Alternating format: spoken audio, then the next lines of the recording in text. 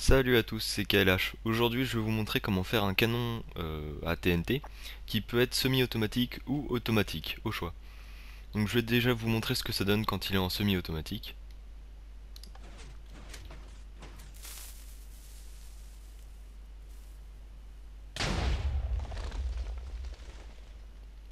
Voilà, et maintenant on va le passer en automatique, qui a juste à appuyer sur ce levier, et voilà.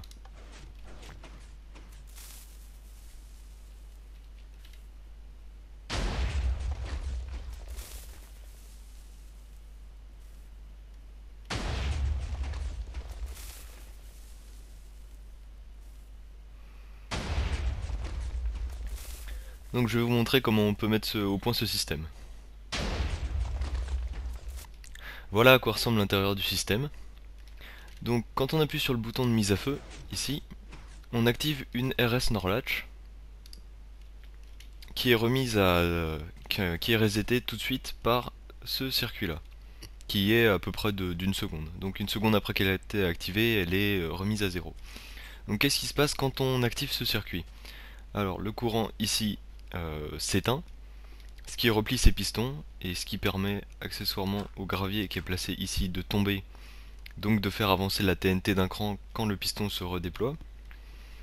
Idem ici, et idem de l'autre côté, où des pistons donc sont maintenus déployés grâce à des torches de redstone. Voilà.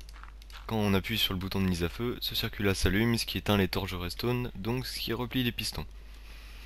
Alors qu'est-ce qui se passe d'autre quand on appuie sur ce bouton de mise à feu? On active cette partie du circuit, donc qui est retarde de à peu près 4 secondes la mise à feu de ce du bloc de TNT qui va arriver ici.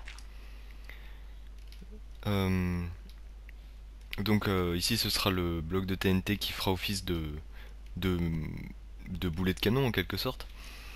Quand les blocs de TNT arrivent ici, donc sont poussés vers le haut par ces pistons, ils sont tout de suite activés par ce fil de redstone qui est toujours allumé. Et ensuite, donc voilà, c'est tout pour le canon à TNT semi-automatique. Maintenant, pour l'automatiser, il suffit de rajouter cette branche dans le circuit. Donc ça consiste en un énorme délayeur, enfin une suite de délayeurs qui relance automatiquement l'ARS Norlatch, comme si on appuyait sur le bouton, oui, comme si on appuyait sur le bouton nous-mêmes.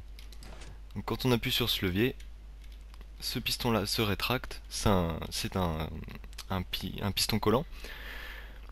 Donc retire le bloc de cobblestone qui était ici et la liaison se fait de nouveau.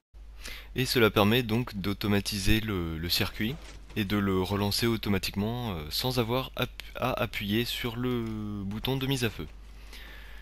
Voilà, bah c'est tout pour ce tutoriel. Je vous montre pas comment construire un canon à TNT basique parce que je pense que vous savez comment faire, et sinon il y a plein d'autres gens qui ont fait des tutos dessus.